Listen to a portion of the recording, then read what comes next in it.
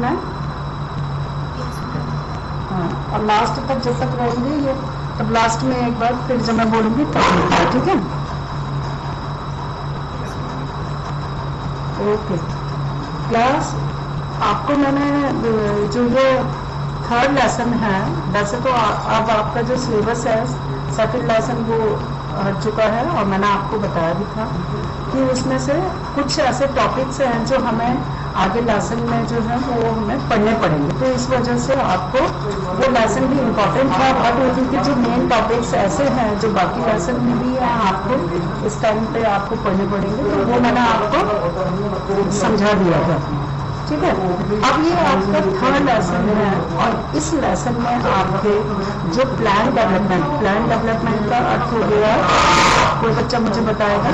इसके कल मैंने नोट्स भी भेजे थे गूगल क्लासरूम में।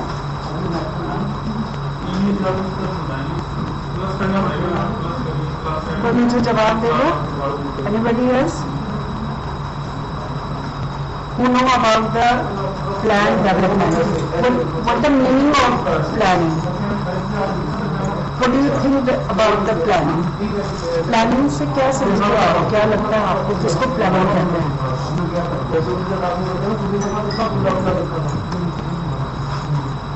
हाँ?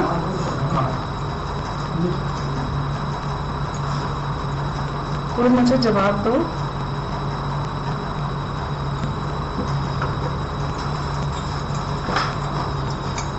क्लास, आवाज आ रही है बच्चे मेरी?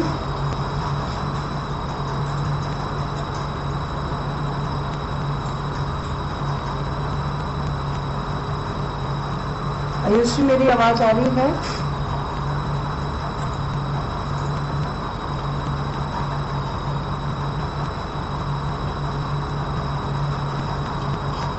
आवाज आ रही है मेरी?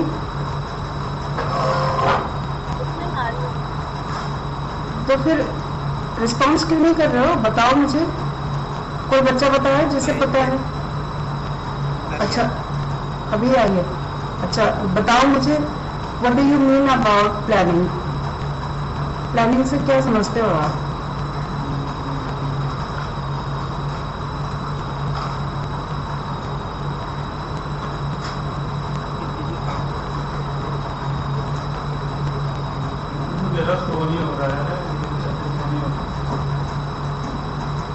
किसने दिया ये रिप्लाई? किसने दिया? विकास, आपका हिंदी में है बेटा? हाँ, फिर से बोलो एक बार, आवाज क्लियर नहीं थी, फिर से बोलो।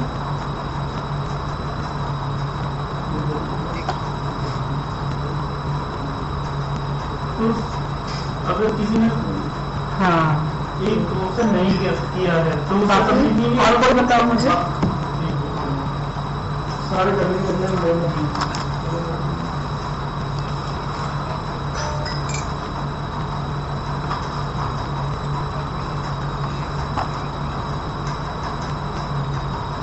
आवाज क्लियर नहीं आई, फिर से बोलो बेटे।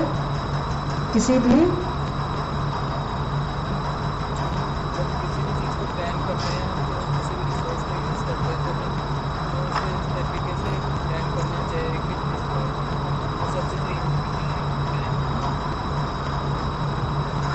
उससे कुछ लॉस भी ना हो। ऐसे रिसोर्सेज, ऐसे कोई भी रिसोर्सेज है जिसको हमें यूज करना है, बट उस रिसोर्सेज से किसी दूसरे को भी कोई लॉस नहीं होना चाहिए, ठीक है? आवाज आ रही है ना?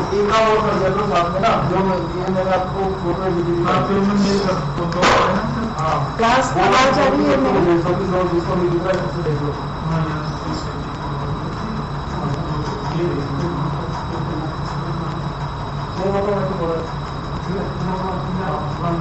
आवाज आ रही बच्चे मेरे?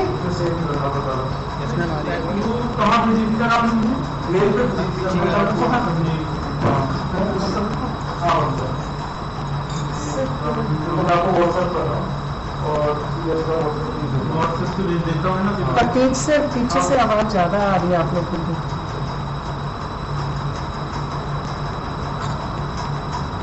ओके, अब तो आ रही है ना क्लियर? Yes ma'am. हाँ, अभी कल मैंने कुछ नोट्स भी आपको भेजे थे, तो मैंने आपको बताया था कि प्लानिंग होता है अ सिस्टमैटिक रेगुलेशन, है ना। एक सिस्टमैटिक रेगुलेशन होना चाहिए to optimum use of sources. जितने भी रिसोर्सेज हो गए उसको एक सही तरीके से उसका इस्तेमाल करना, to reduce the wastage of time, means बिना टाइम को खराब किए हुए।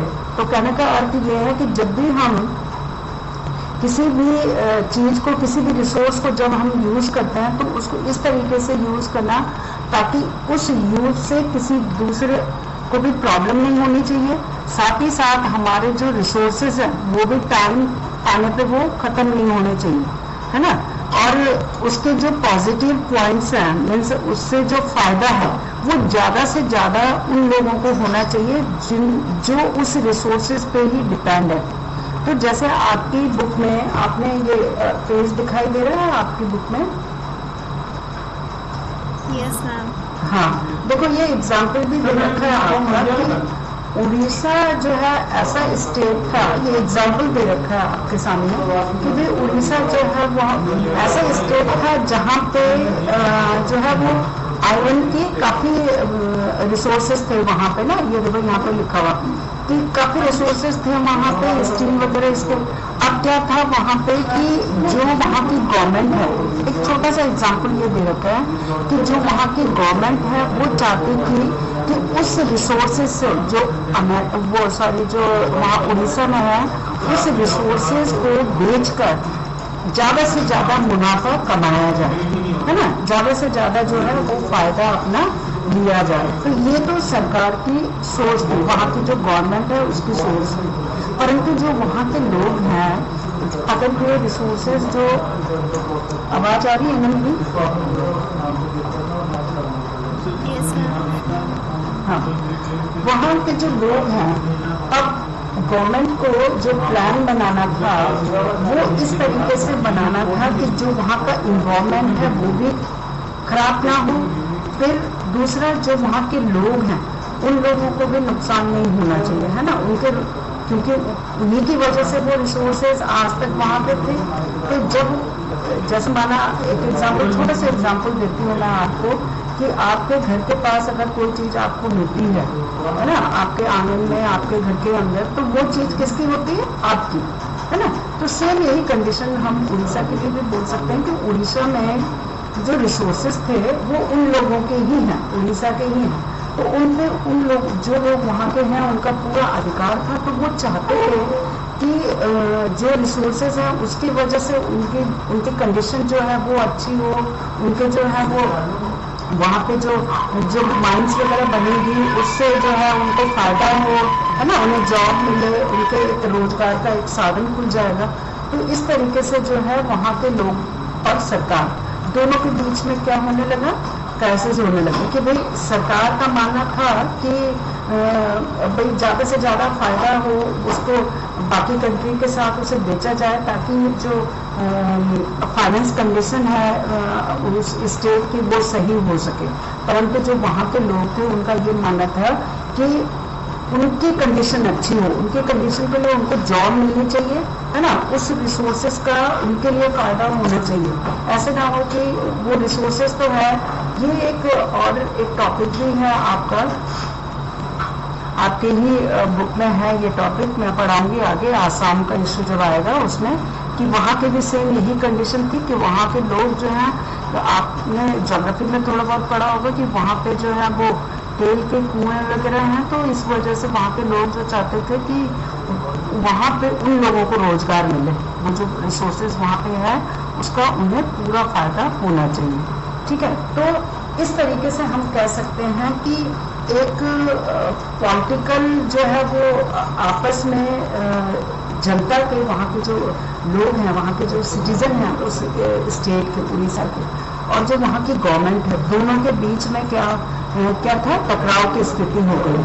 ठीक है, तो ये देखो इसमें ये दे रखा है आपका, मैंने आपको बता रखा कि आपके बुक के किसी भी साइड में कोई भी चीज होती है उसे आप लोग जरूर पढ़ा करो। समझ में आया? क्वेश्चन नंबर 9 में सर आप, हाँ, इतना समझ में आ गया बेटे? तो हाँ, फिर मैंने आपको कल आपको जो नोट्स भेजे थे उसमें मैंने आपको कई ऐसी चीजें हैं जो मैंने आपको बताई थी प्लान डेवलपमेंट से रिलेटेड, तो वो हम धीरे धीरे आगे पढ़ेंगे किस तरीके से जो है वो हमारे यहाँ पे प्लान डेवलपमेंट जो है वो स्टार्ट किया गया। तो सबसे पहली चीज कि जो इंडिया की कंडीशन थी, है ना, वो बहुत खराब हो रखी थी। इंडिया की कंडीशन खराब क्यों हो रखी थी? आपको भी पता है, जो यहाँ पे नेचुरल रिसोर्सेज हैं वो यहाँ से ब्रिटिश गवर्नमेंट जो है वो जितनी उनकी इच्छा हुई इतना वो यहाँ से रॉ मटेरियल वगैरह अपनी कंट्री में लेकर गई और वहाँ फिर उसको नए तरीके से उसको मैन्युफैक्चर करके उसको दूसरी कंट्रियों में जो है वो बेचती थी या उसे इंडिया में भी बेचा जाता था, परंतु यहाँ का जो रेट है उससे बहुत ज़्यादा हाई। आवाज आ रही है? मेरा ये नहीं है, मतलब मेरा Yes, ma'am. हाँ, ये वाला नहीं लगा, दूसरा लगा।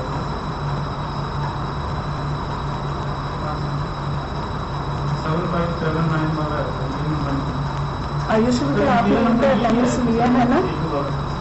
सर आपका नंबर कॉन्टैक्ट नंबर है तो हाँ।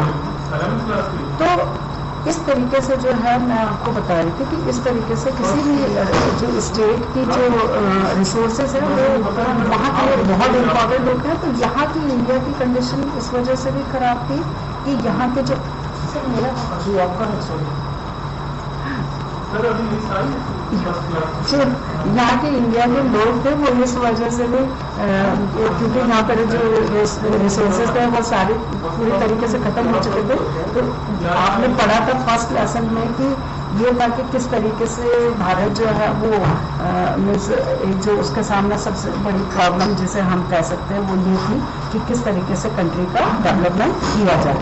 और डेवलपमेंट से बात आती है कि किस टाइप का डेवलपमेंट होना चाहिए भारत में, मीन्स हमें किस टाइप का डेवलपमेंट करना चाहिए। क्या हमें जो है उस टाइम पे आप कोल्ड वॉर में आपने पढ़ा है कि सोशलिज्म भी चल रहा था, है ना, जहाँ पे सरकार का हर एक क्षेत्र में सरकार का अधिकार होता था, सरकार उसे इक्वल डिस्ट्रीब्यूट करती थी, चाहे वो प्रॉफिट हो लॉस हो, और उसके अकॉर्डिंग जो है उस जैसे यूएसएसआर में ये आइडियोलॉजी थी तो वहाँ पे जो है उसकी कंडीशन बहुत अच्छी थी, ठीक है, खुद ही मैन्युफैक्चरिंग करना, अपनी कंट्री में उसको यूज़ करना। सेम यही कंडीशन जो है हम कह सकते हैं कि कैपिटलिज्म का भी था। कैपिटलिज्म का जैसे अमेरिका की हम बात करें, आपको भी पता है कि कैपिटलिज्म कोल्ड वॉर के टाइम पे जो है वो अमेरिका में था।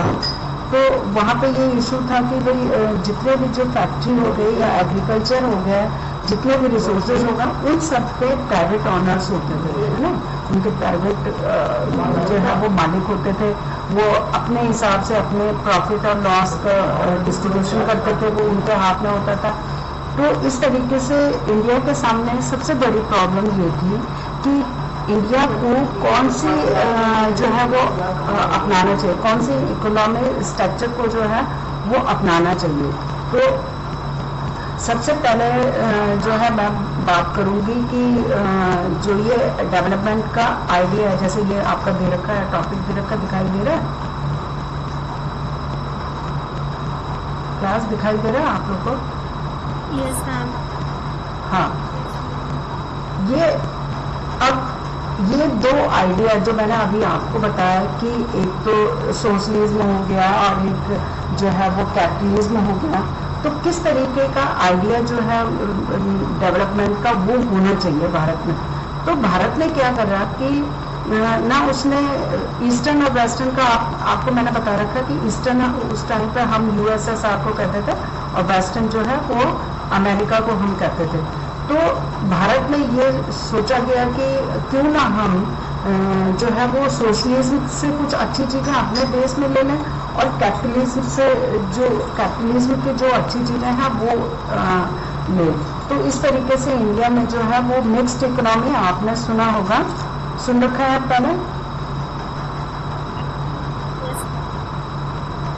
हाँ, मिक्स्ड इकोनॉमी को जो है वो इंडिया में अपनाया गया और इस तरीके से जो है यहाँ पे जैसे हिंदी में हम कहते हैं मिश्रित अर्थव्यवस्था, सुना है?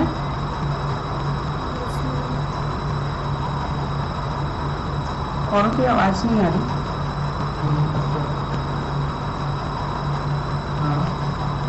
क्लास आवाज आ रही है मेरी? हाँ, तो मिक्स्ड इकोनॉमी को जो है वो अपनाया गया। अब सरकार के लिए हर साल योजना बनानी, प्लानिंग बनाना, तो किस तरीके से होना चाहिए, प्लानिंग जो है वो कैसी होनी चाहिए। तो यहाँ देखो दिखाई दे रहा है, यहाँ पे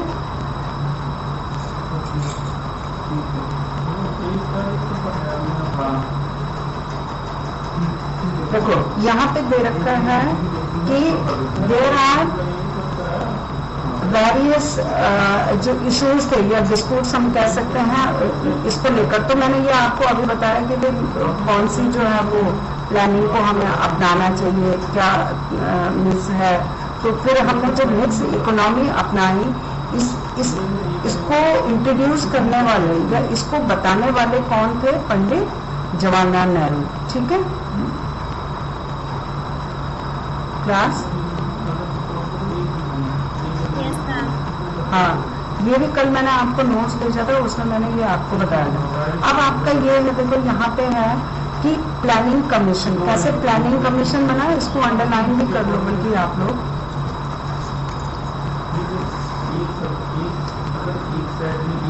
दिखाई दे रहा है? Planning commission was set up in March 1950। Class book खोल रखी है बच्चे आपने? हाँ, इसको अंडरलाइन कर लो बेटा।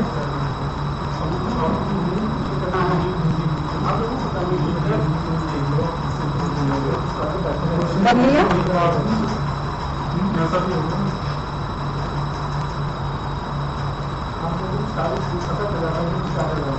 ये अंडरलाइन कर लिया आपने? अब क्वेश्चन आता है कि क्या काम है इसका, प्लानिंग कमीशन का क्या काम है? तो that is the simple way we can say that it is the planning commission who make the plan for the government। सरकार के लिए जो है वो प्लान बनाता है और सरकार को एडवाइस करता है कि वो किस चीज में इतना इन्वेस्ट करे। ठीक है, किस किस चीज में उसको कितना इन्वेस्ट करना चाहिए। समझ में आ रहा है?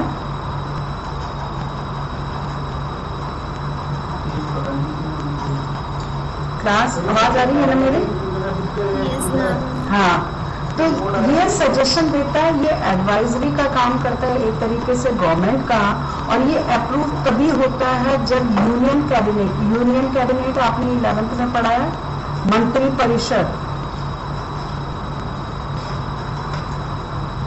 पढ़ रखा है ना। कैबिनेट मिनिस्टर अभी भी सुनते होंगे आपके रेल में, मैंने आपको बताया था ना, मिनिस्टर 3 टाइप्स के बताया था ना आपको। कैबिनेट मिनिस्टर सबसे पहले जो सबसे ऊपर होता है जो यूनियन कैबिनेट में, जिसका मुखिया प्रधानमंत्री होता है, प्राइम मिनिस्टर। समझ में आया? तो ये जब अप्रूव करते हैं तब जाके जो है इसको इसकी जो भी इसमें पॉलिसी जो बताई जाती है उस सिफारिशों को या तभी जो है वो जारी किया जाता है, मीन्स इशू किए जाते हैं इस पर। तो ये इसका सबसे बड़ा जो है वो हम बोल सकते हैं कि प्लानिंग कमीशन का काम होता है सरकार के लिए एक पॉलिसी बनाना, है ना, रूल बनाना कि किस तरीके से सरकार को कितने पैसे कहाँ इन्वेस्ट करने चाहिए। अच्छा, कोई बच्चा मुझे बताया है कि आज की डेट में प्लानिंग कमीशन का नाम क्या कर दिया गया है?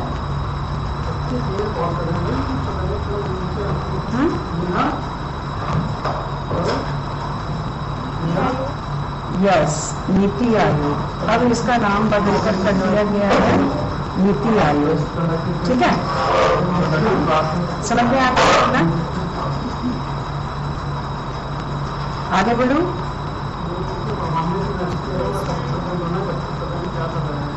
फिर है आपके इसी में ये तो हो गया प्लानिंग कमीशन। नीति आयोग का इस बार काफी कुछ है, आपने उसको मैं अलग से एक टॉपिक नीति आयोग का जब मैं कराऊंगी उस टाइम पे मैं बताऊंगी। अभी फिलहाल हम ये जो लेसन है इसको कंप्लीट करते हैं। ठीक है, फिर इसमें कि जो बॉम्बे प्लान, कल मैंने आप लोगों को भेजा था एक बॉम्बे प्लान करके, यहाँ देखो दिखाई दे रहा है, एक मिनट मैं इसको हाईलाइट कर दूँ।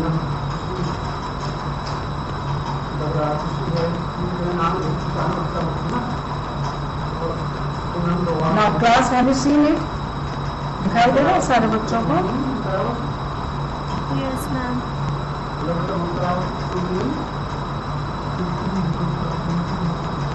ये देखो,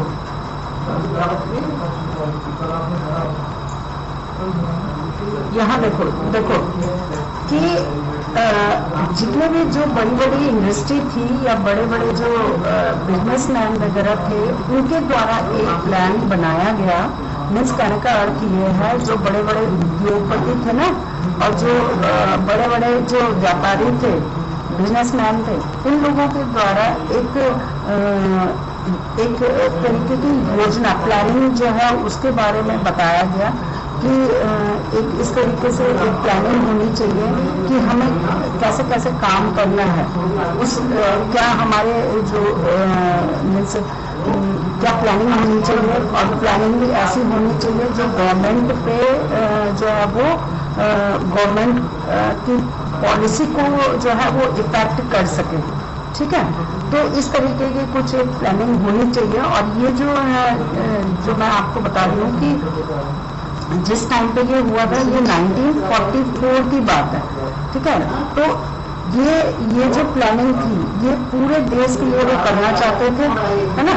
और इसके लिए उन लोगों ने सबने एक एग्रीमेंट बनाया, और उस एग्रीमेंट का जो नाम था, उसी का नाम जो है वो बॉम्बे प्लान था। समझ में आ रहा है?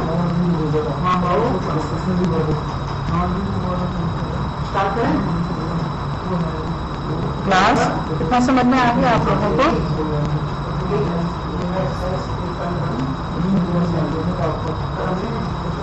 जितने भी जो बड़े बड़े इंडस्ट्रियलिस्ट थे और बिजनेसमैन थे, उनके द्वारा 1944 में मिलकर एक जो है वो प्लान बनाया गया कि किस तरीके से जो इकोनॉमी है वो देश की, उसको किस तरीके से कंट्रोल किया जाए, है ना। तो उस जो प्लान उन्होंने वो बनाया, उस प्लान का नाम ही था बॉम्बे प्लान। समझ में आ गया? Yes, ma'am. सबको आगे समझ में इतना? आगे बोलो। Yes, ma'am. हाँ, इसके बाद यहाँ पे आपके इसमें मैंने आपको शायद कई बार मैंने बता रखा है कि लेफ्टीज और राइटीज क्या होते हैं, बताया है मैंने आपको।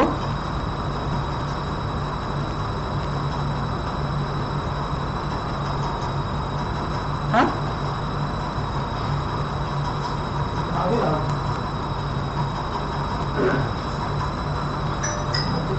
क्लास, लेफ्टीज और राइटीज मैंने आपको बताया था। Yes, ma'am. तो एक बार मैं फिर से बता दूं, इसी लेसन में है आपका लेफ्टीज और राइटीज। हाँ, ये देखो, लेफ्टीज और राइटीज हिंदी में कहते हैं इसे वामपंथी और दक्षिणपंथी। ठीक है, और ये मैंने आपको बता रखा है कि ये मैंने एग्जाम्पल के थ्रू भी आपको बताया था कि जो राइट साइड का अर्थ ये हो गया जो सरकार को सपोर्ट करते हैं, और लेफ्ट साइड का अर्थ हो गया जो सरकार की पॉलिसी का विरोध करते हैं, मीन्स चेंज चाहते हैं जो। ठीक है, तो हिंदी में हम कहते हैं इसे वामपंथी और दक्षिणपंथी। वामपंथी उन लोगों की तरह इशारा करते हैं जो जैसे गरीब और पिछड़े होते हैं ना। मैंने बताया था ना आपको, एग्जाम्पल भी मैंने फर्स्ट लेसन में आपको बताया था कि जो लेफ्टीज होते हैं ज्यादातर वो मजदूर वर्ग, गरीब वर्ग, इस टाइप के थे, है ना। और राइटीज जो है वो ज्यादातर जो है वो ऐसे लोग थे जो जैसे बड़े बड़े इंडस्ट्रीज के मालिक हो गए, या सरकार को सपोर्ट करने वाले हो गए। सरकार का अर्थ यह है कि राजा को सपोर्ट करने वाले, उसकी बातों को मानने वाले, इस टाइप के हो गए। तो आप लोग अपनी बुक में भी इसे देखो, यहाँ पे अंडरलाइन करो इसे।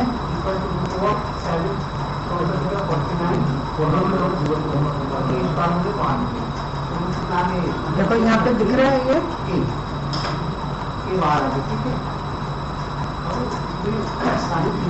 ग्लास, ये दिख रहा है बेटे। The right refers to those who believe that free competition and market economy alone is unusual. दिखाई दे रहा है?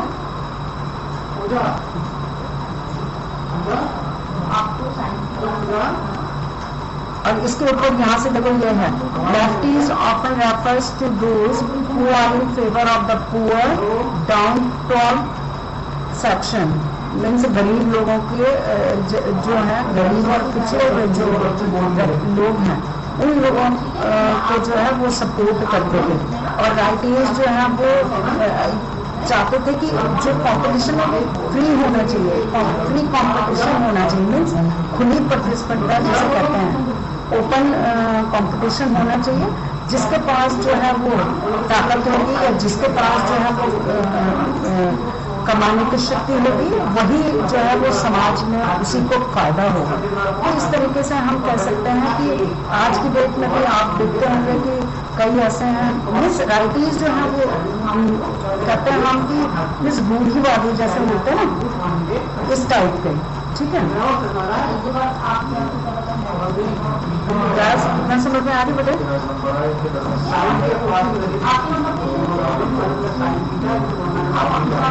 मैं समझ में आगे अंडरलाइन करती है आप लोगों ने?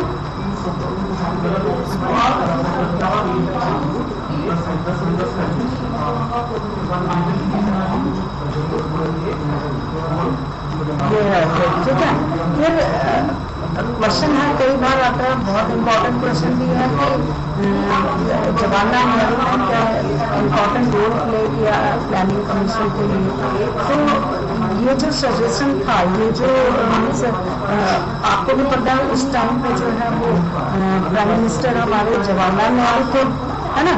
तो जवाहरलाल नेहरू के द्वारा ही, और क्योंकि होम मिनिस्टर भी उस टाइम पे जवाहरलाल नेहरू थे, तो उन्हीं के द्वारा जितनी भी पॉलिसी वगैरह है वो सारी बनाई गई, ठीक है। आवाज आ रही है ना मेरी?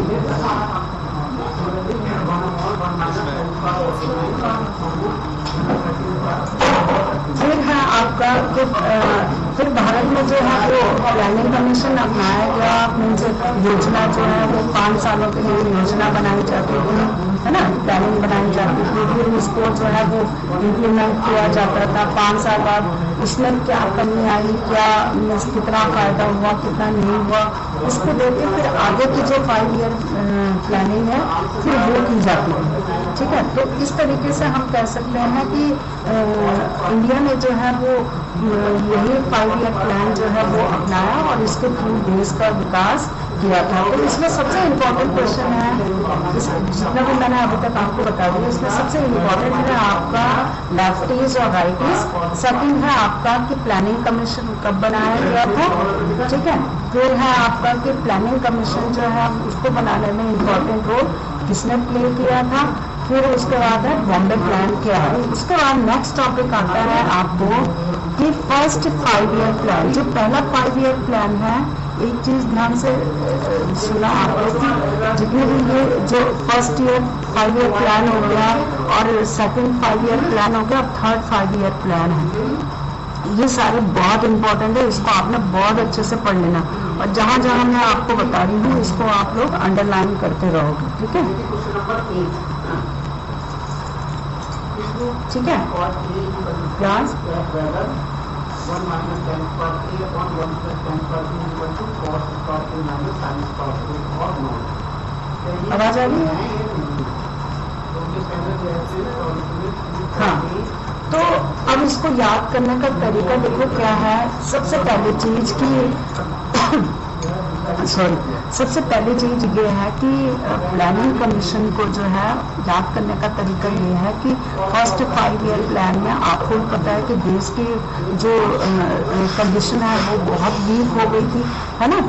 इकोनॉमिक फील्ड में इंडिया जो है वो बहुत वीक हो चुका था, जितने रिसोर्सेज हैं बिल्कुल वो पूरी तरीके से खत्म हो चुके थे। तो इन रिसोर्सेज को फिर से डेवलप करने के लिए सबसे पहले हमें किस तरफ मीन्स कौन सा हमें प्लान करना चाहिए, क्या करना चाहिए सबसे पहले। तो सबसे पहले सरकार के द्वारा जो है वो एग्रीकल्चर पर ध्यान दिया गया। एग्रीकल्चर मीन्स खेती वगैरह करना, किस तरीके से जो है वो रॉ मटेरियल को हम इंडिया में ही जो है वो उसको डेवलप करें कि रॉ मटेरियल इंडिया को किसी दूसरी कंट्री से ना मंगाना पड़े। जो यहाँ पे रिसोर्सेज खत्म हो चुके थे, एग्रीकल्चर जो पूरी तरीके से खत्म हो चुका था, उसको किस तरीके से डेवलप करना। तो ये जो फर्स्ट लाइन है इसको आप लोग अंडरलाइन करो। The first 5 year plan 1951 to 1956 class have you seen it? दिखाई दे रहे बेटे?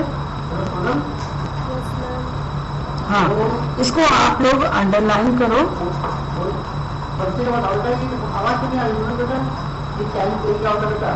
इसमें और इसे भी अंडरलाइन करो। ये देखो, K N Raj young economics involve in drafting the plan argued that India should hasten slowly for the first 2 decades as fast rate of development might endanger democracy। कहने का अर्थ ये है कि इसको भी अंडरलाइन करेंगे, जो मैं अभी पढ़ रही थी, ये भी बहुत इम्पोर्टेंट है। कहने का अर्थ ये है कि फर्स्ट 5 ईयर प्लान जो है वो 1951 से शुरू हुआ था और इसको सजेस्ट करने वाले जो थे वो के एन राज थे। ये बहुत इम्पोर्टेंट है। फिर इनके द्वारा जो बात कही गई, ये कही गई कि इन्होंने कहा कि इंडिया को जो है वो फास्ट मीन्स जो डेवलपमेंट है वो तेजी से नहीं करना चाहिए, बल्कि स्लो जो है वो फास्ट की जगह स्लो डेवलपमेंट होना चाहिए। धीरे जो है वो विकास होना चाहिए। विकास की गति, डेवलपमेंट की जो कंडीशन या पोजीशन हम कह सकते हैं वो कैसी होनी चाहिए? स्लो होनी चाहिए। आवाज आ रही है ना सबको? स्लो क्यों होनी चाहिए? स्लो क्यों होनी चाहिए?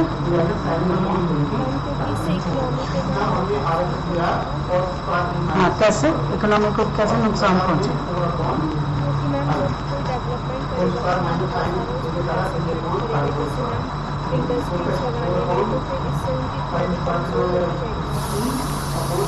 हाँ, ये भी एक इशू है। और दूसरा एक चीज और है जो मैंने आपको फर्स्ट टॉपिक जो हमने पढ़ा था कि 2-3 क्वेश्चन थे उसमें कि भाई किस तरीके से जो रिसोर्सेज हैं वो ना खत्म हो जाए, उन लोगों को फायदा होना चाहिए।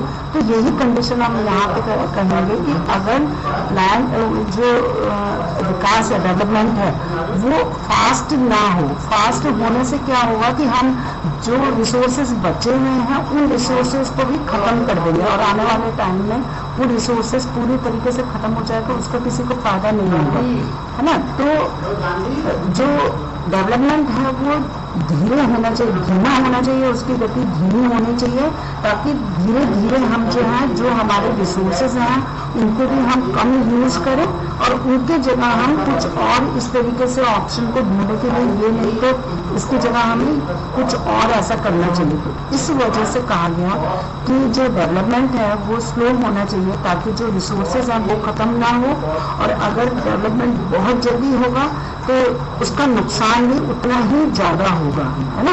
अगर माना हम डेवलपमेंट करते हैं, जरूरी नहीं है कि वो डेवलपमेंट जो है वो सक्सेस ही हो। ऐसा भी हो सकता है कि उस डेवलपमेंट के जो रिजल्ट हैं वो निगेटिव हो। तो इस वजह से विकास जो है वो धीमे होना चाहिए ताकि अगर उसके खराब भी रिजल्ट निकले तो उसका लॉस जो है वो ज्यादा लोगों पे ना पड़े, उसका असर जो है, इफेक्ट जो है वो ज्यादा ना हो। तो इस वजह से जो है विकास कैसा होना चाहिए? धीमा होना चाहिए, ठीक है। क्लास समझ में आगे बेटे इतना? हाँ, इसको भी फिर इसको भी अंडरलाइन करो आप लोग।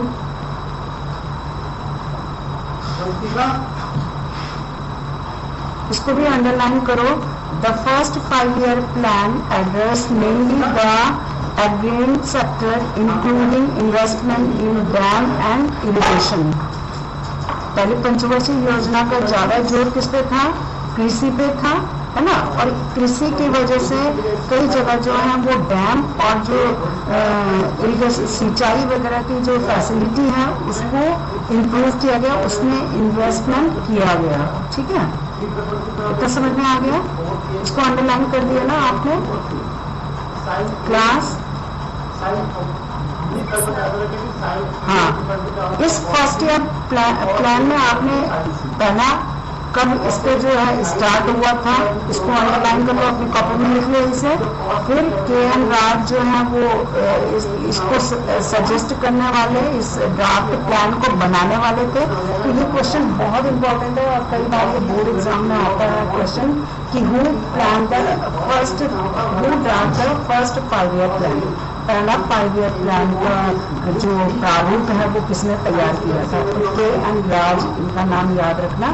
फिर इनके द्वारा क्या बात कही गई, तो या ऐसे भी क्वेश्चन आ सकता है कि विकास की गति धीमी होनी चाहिए, धीमी गति ही आगे सक्सेस हो सकती है डेवलपमेंट की। तो ये बात किसने कही, तो ये बात के.एन. राज के द्वारा फर्स्ट 5 ईयर प्लान के टाइम पे कही गई।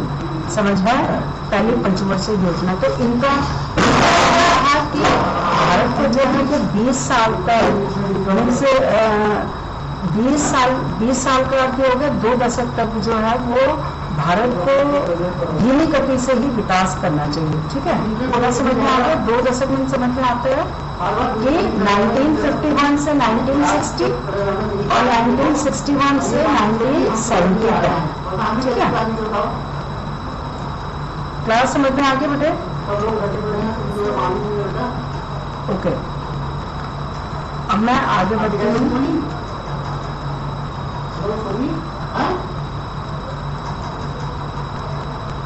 हाँ, फिर है आपका इसी में कि कई बार ये क्वेश्चन भी बहुत इम्पोर्टेंट है और कई बार आता भी है ये बोर्ड एग्जामिनेशन में कि जो कितना सक्सेस रहा, जो फर्स्ट पंचवर्षीय योजना थी, पहली पंचवर्षीय योजना जो थी वो कितनी सक्सेस रही।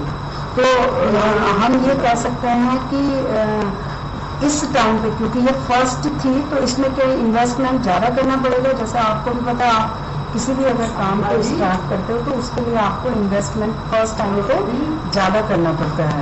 ठीक है, तो इस टाइम पे जो है वो इन्वेस्टमेंट ज़्यादा करना पड़ा, देश को खर्चा ज़्यादा करना पड़ा। और इन जो ये प्लान थे, इन प्लान को इम्प्लीमेंट करने के लिए सरकार को बहुत मेहनत करनी पड़ी। ठीक है, क्योंकि आपको भी पता है एग्रीकल्चर जो है वो पूरी तरीके से डैमेज हो चुका था, है ना। यहाँ पे जो है वो करेंसी पूरी तरीके से खत्म हो चुकी थी, जो भी यहाँ पर भंडार वगैरह था सब वो खत्म हो चुका था। तो इस तरीके से जो है ये जो 5 ईयर प्लान है ये ऐसा नहीं है कि पहले 5 साल बना और उसी टाइम पे सक्सेस मिल गई। ठीक है, थर्ड 5 ईयर प्लान तक जाते जाते थोड़ा बहुत जो है इसमें इम्प्रूवमेंट किया गया। ठीक है, ठीक है,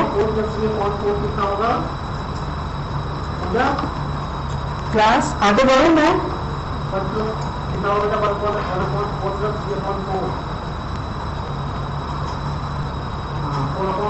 अभिषेक, ठीक है, सेकंड कारण में cos A to cos C minus sin A to sin C। आवाज आ रही है? cos A हमने लिखा √3/2 क्लास है? 1/2 माइनस sin A 1/2। बाकी दोनों नहीं। हाँ, तो इस तरीके से हम कह सकते हैं कि जो फर्स्ट 5 ईयर प्लान है उसमें सरकार को बहुत ज्यादा इन्वेस्टमेंट करना पड़ा। ठीक है, एक तरीके से सरकार ने उस टाइम पे सेविंग नहीं करी, बल्कि जितना हो सके सरकार ने क्या करा, इन्वेस्ट करा ज्यादा, बचत जो है वो कम करी और बचत के साथ क्या करना पड़ा, खर्चा ज्यादा करना पड़ा सरकार को। ठीक है, फिर सेकंड ईयर प्लान की हम बात करेंगे, दिखाई दे रहे हैं आपको, ये भी अंडरलाइन करो आप लोग क्लास।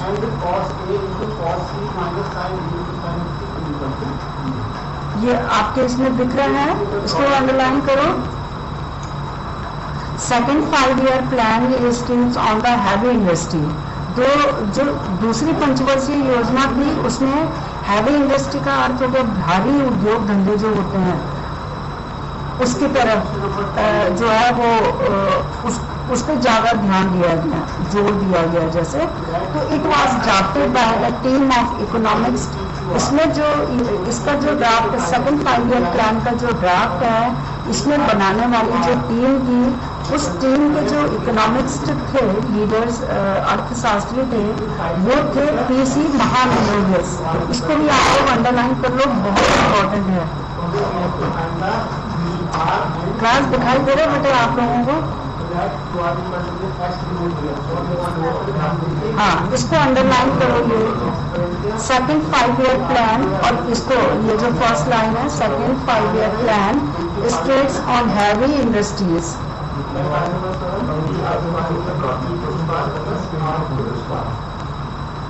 ठीक है, अंडरलाइन कर लिया आपने?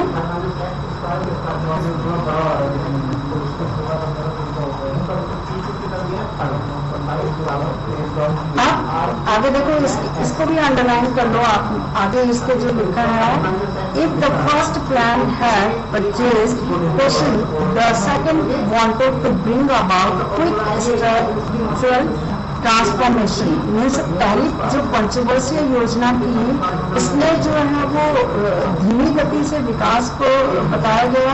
धीमी गति से कहा गया कि विकास जो है वो करना चाहिए, परंतु जो सेकंड पंचवर्षीय योजना थी, इसमें कहा गया कि विकास की गति जो है वो तेज होनी चाहिए। ठीक है, विकास कैसा होना चाहिए? तेज होना चाहिए।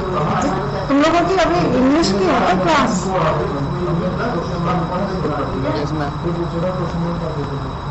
कितने बजे से है? भेज दिया। तो ये 1 मिनट अटेंडेंस दे दो अभी, इस टाइम पे लगाओ जरा।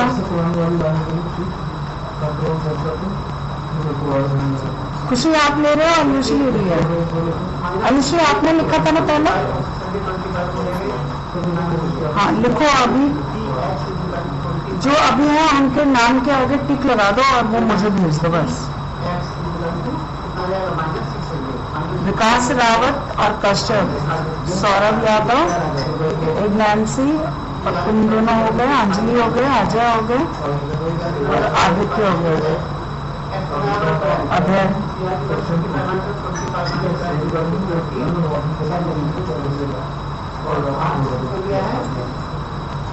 इसके बाद कल मैं आपको सेकंड 5 ईयर प्लान का जो है वो आपको बताऊंगी। ठीक है क्लास? हाँ, कल हम सेकंड 5 ईयर प्लान का, इसमें सेकंड 5 ईयर प्लान ज़्यादा इम्पोर्टेंट नहीं है, परंतु इसमें सबसे ज़्यादा इम्पोर्टेंट ये है कि इस ड्राफ्ट को जो बनाया गया था और सेकंड 5 ईयर प्लान में कौन कौन सी प्रॉब्लम जो है वो भारत में देखी गई है ना, किस चीज़ पे इन्वेस्ट किया गया। तो जो बिग इंडस्ट्री हम कह सकते हैं, तो बिग इंडस्ट्री का अर्थ ये हो गया कि जैसे रेलवे हो गया है ना, बिजली हो गया, इस टाइप के जो है, देखो यहाँ पे भी दे रखा है industry like electricity, railway, steel, है ना, मशीनरीज हो गए, जितने भी मशीनरी वगैरह जो है वो, कम्युनिकेशन, ये सारी चीजें जो है इन सेक्टर पे ज्यादा ध्यान दिया गया, इनको सेव करने की कोशिश की गई है ना। ये अब इसमें क्या क्या प्रॉब्लम थी, मीन्स अब इसके नेगेटिव पॉइंट्स की हमने बताना है कि किस तरीके से सेकंड 5 ईयर प्लान जो है अपने एम में कितना सक्सेस हुआ और कितना नहीं हुआ। ठीक है, क्लास समझ में आ गई बच्चे?